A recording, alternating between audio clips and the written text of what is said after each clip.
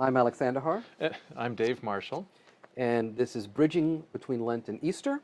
It's a 5-week exploration of the Gospel, lessons in the season of Lent that will bring us to the joy of Easter.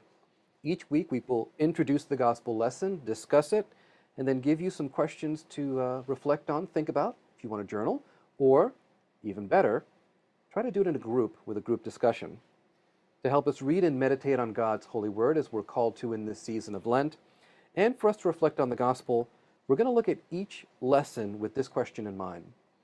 What does Jesus the Rabbi, which means teacher, want us to learn? Ask yourself this question when you're listening to the text. What is Jesus teaching me in this lesson?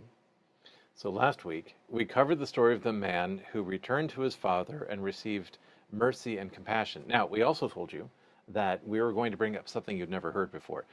So just say now, did we do it? All right, very good. I have no idea what they said. All right, but we asked if you're more familiar with greed or with mercy, certainty, or humility.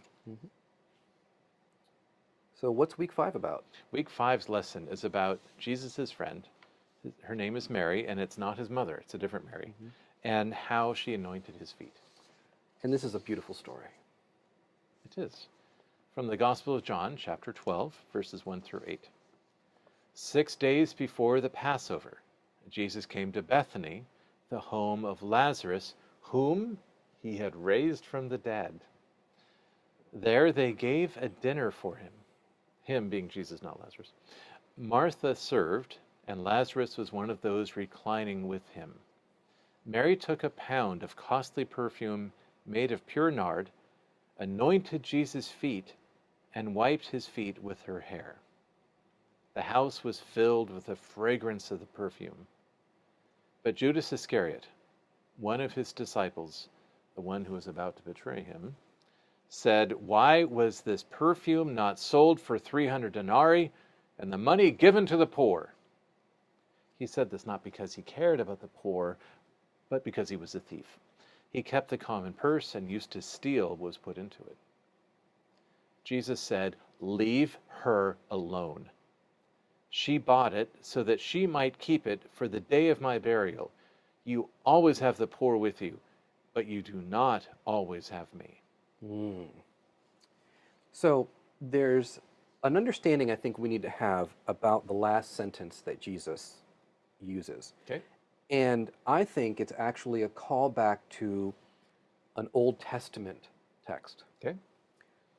Moses and God's talking to God's people and says, if you do these things, in other words, if you are generous, if you care for the stranger, if you care for the poor, then you will not have the poor, right? In other words, if you follow the law as it has been given to you, you will not have the poor. Okay. When Jesus says this, it's an indictment. It's an indictment of the reality in the world in which he's living and the world in which we live. We always have the poor with us. Why? Because we're not following the law of God to care for them. That's why I love that line. Do you think this is also a carryover from last week's lesson about mercy and about greed? Oh, yes. Well, I mean, clearly here, they're highlighting Judas Iscariot as being motivated by greed instead of mercy and compassion.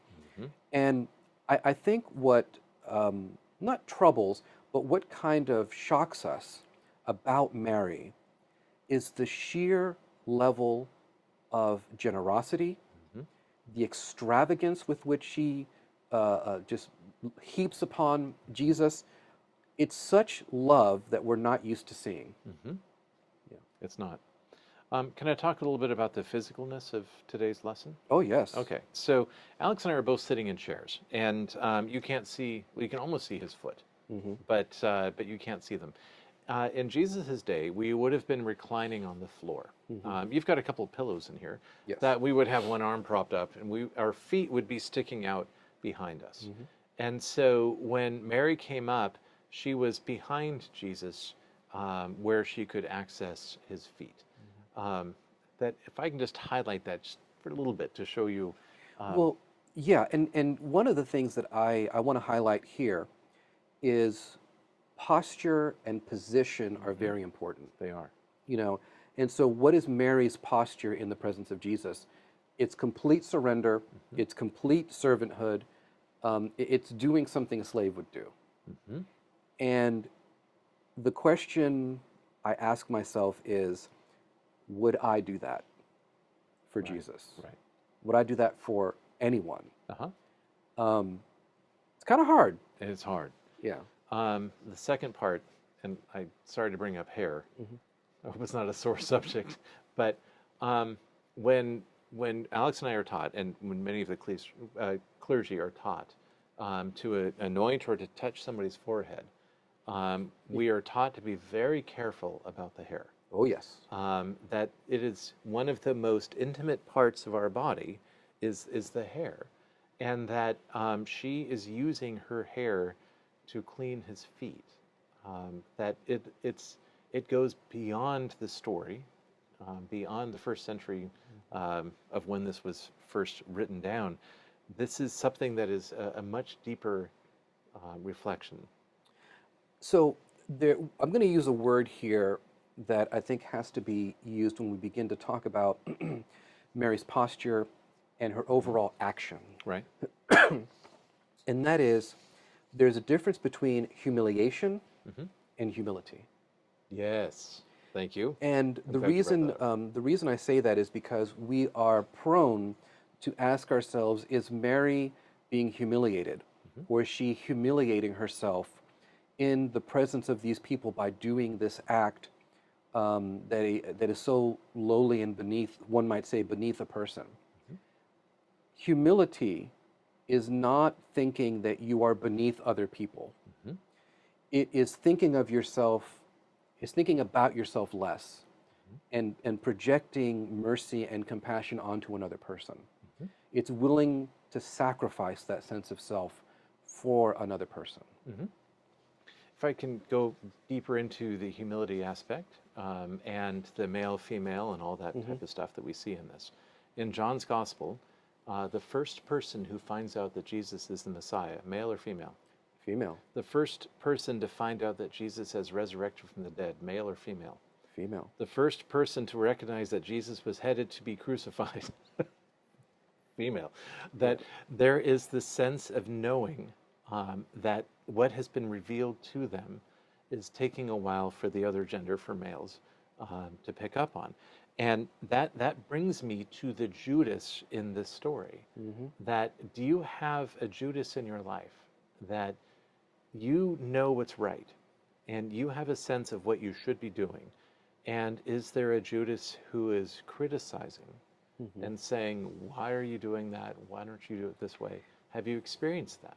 See, I'm going to push back a little bit on that in the sense of Judas had malice. Okay. And I think that not everyone who asks these questions Well, do it with a sense of malice. So, for example, let's just give an example. If you have a parish and you seek to serve the poor, and somebody says, but aren't we worried about the poor actually showing up? Because, well, they don't always smell good, right? Or because we're not comfortable with certain elements of the population around. Let's just kind of name it.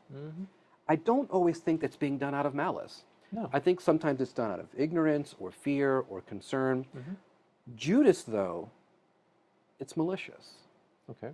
Because Judas, who is an apostle, who is commissioned by Jesus and sent out to Jesus, and who we know has cast out demons and healed people, because it says it in the scripture, he's not doing what Mary's doing, which is true, unfiltered worship. And that is humiliating to Judas. So what you're saying is that this act has been now turned onto Judas, for that her humility, her humbleness, has now humiliated Judas. Well, it should humble all of us. Right. But for Judas, who had this in his heart, I think it humiliated him in that way. And I'm really going out on a limb a little bit with that. But the reason I say that is because he questions her. He questions what she's doing, instead of saying, my gosh, isn't it wonderful that somebody is worshiping the Lord? Isn't it wonderful that somebody is giving this attention to Jesus, who deserves all of it and more? That's not what he says. Right. right? not. He criticizes it. Mm-hmm. And so I think that there are Judases in our life Mm-hmm. who maliciously don't want to fulfill the kingdom, Mm-hmm. or may look at somebody who's a true servant and say, deep down, I wish I was like that servant, but I'm not. Mm-hmm. And so there's that hatred that builds. But I think there's also maybe a spirit of some of the other apostles who just don't know, Right. kind of ignorant. There's an ignorance to Yeah. it. Yeah. So there are three different characters, if you will, in this Mm-hmm. particular story. There is the giver, Mm-hmm. there is the criticizer, Yeah. and then there is the receiver. Right. So we're going to ask you later who you identify in the story as the giver, the criticizer, the receiver. Right. But the receiver, which I'll give you a hint, Jesus. We often see him as the giver. We also see him, in this case, as defender. Right. Leave her Alone. alone. Right. And in my mind's eye, when I hear Jesus saying that, his phrase "alone," I hear this long silence, Oh, yeah. right? That he's just watching. Like, what are you going to do next? Yeah, bring it on.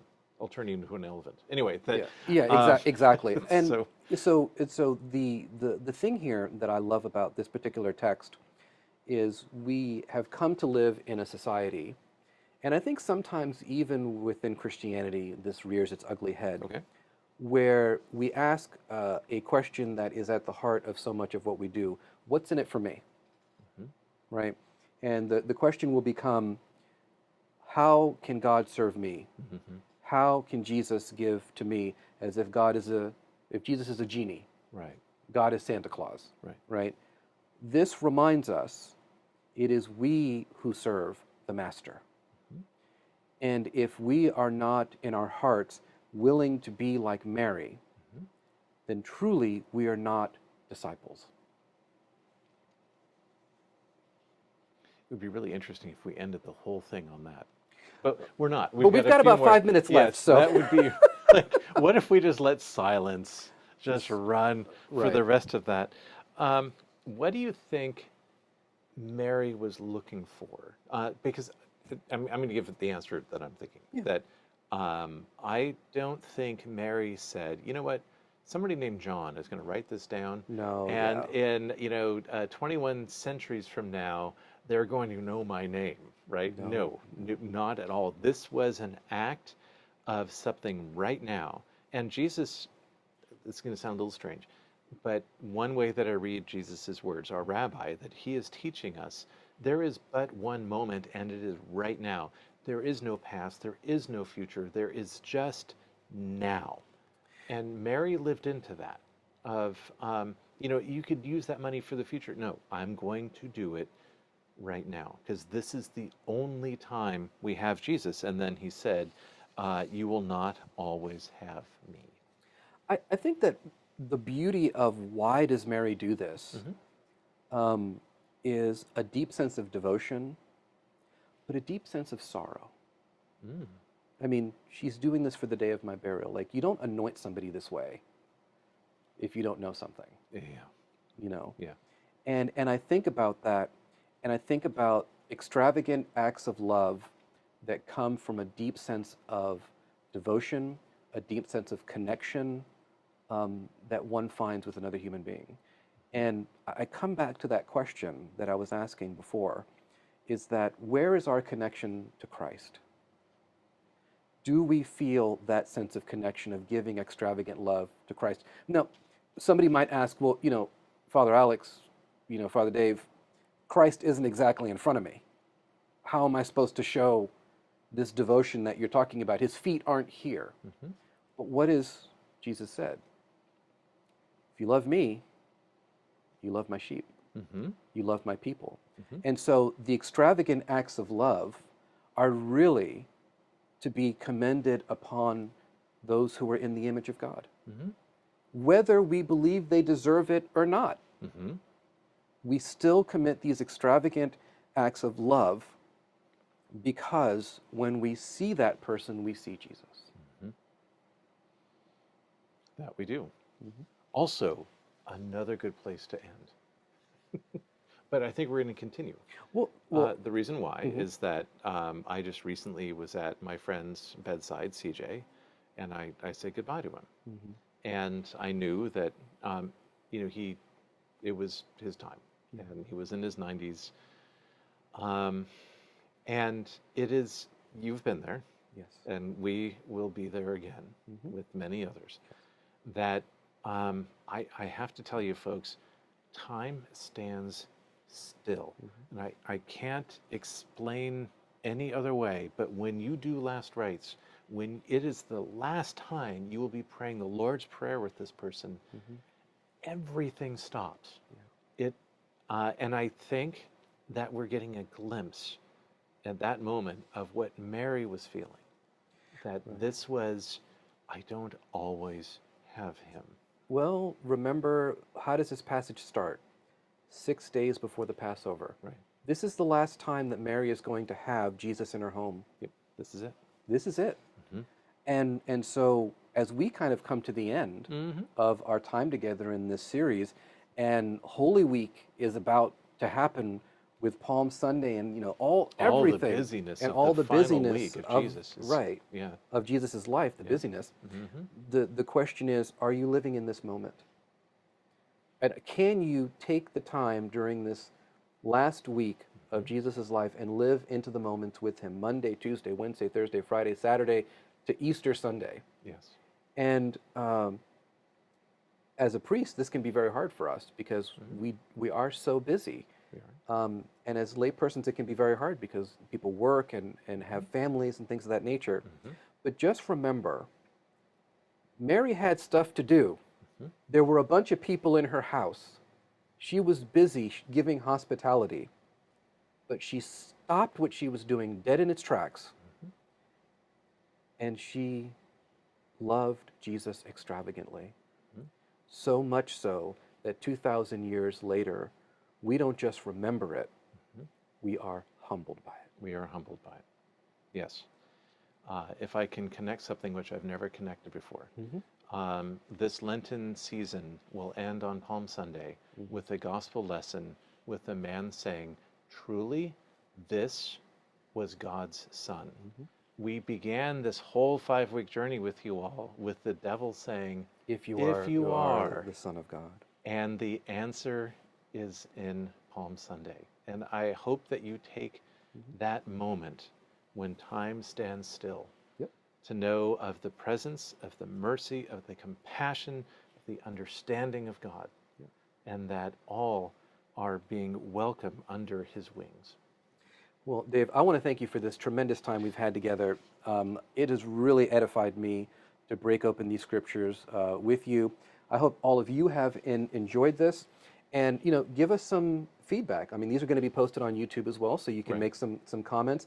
But if you'd like to have more resources like this from A Bridge Between, let us know. And by the way, if there's something that we could do better, also let us know, because that's the only way we're going to learn. That is it, yes. So, Alex, my friend, this has been a great pleasure. All right. Thank you for this very long 5-week journey, and I hope we do it again. I hope we do it again. So, one last time for this, we're going to say thank you, and that we will catch you next time when you watch A Bridge Between each week on our podcast. Find us on Spotify and on YouTube. God bless. God bless.